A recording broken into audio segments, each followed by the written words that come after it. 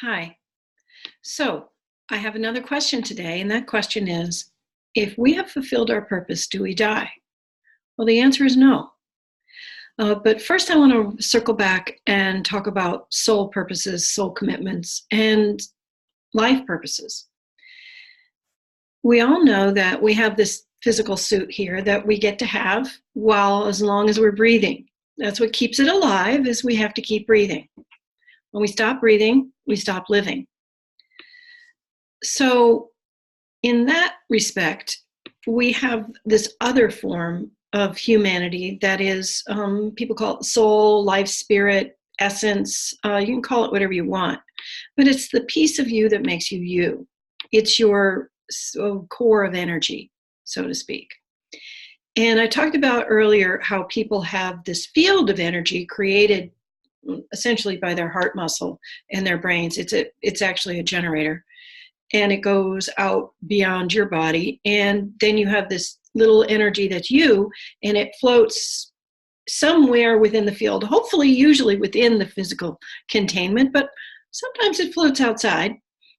Not going to judge here. We all do it sometimes. And when somebody says you're not in your body, you're not grounded, that's what they mean. That means that you're floating somewhere outside, and it makes you very vulnerable to the flotsam and jetsam of the energy in the world.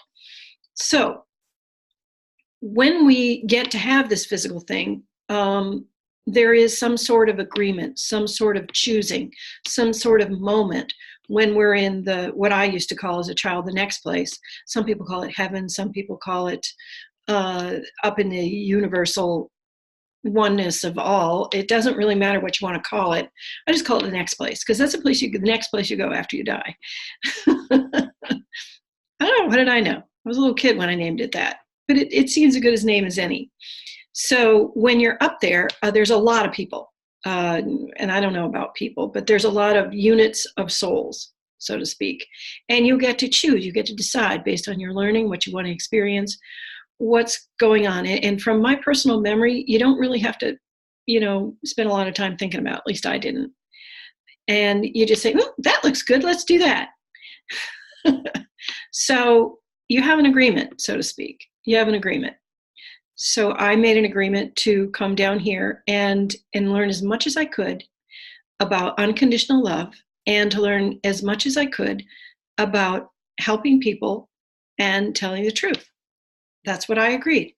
Now, technically, I have fulfilled my purpose. I am, in fact, doing my purpose. So according to the question, if I've fulfilled my purpose, then do you die? And the answer is no. You can create a new purpose. You can enjoy and create other things. So no, you do not die after you've fulfilled your purpose. Because some people, they never understand what their purpose is, or they get focused on the lessons rather than the learning. And now, what do I mean by that? Getting focused on the lessons other than the learning. The universe, or ourselves, or whoever you want to call it, through the law of attraction, creates lessons for us. Like, say, I want to learn about unconditional love, so I'm raised in a family where I don't get love, because that means I have to learn it for myself. Do you understand? So I'm all focused on the negativity of the lesson rather than the thing that I really want to learn, which is unconditional love.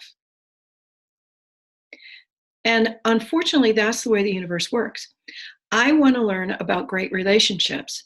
So therefore, I'm going to have a lot of bad relationships until I learn what makes a good relationship. That's just how things work.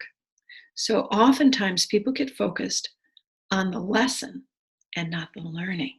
I can do a whole series on that if you want. But in a nutshell, when we have fulfilled our agreement, our soul purpose, our learning, our requirement, no, we don't die. Unless we want to. Thanks for listening. Bye-bye.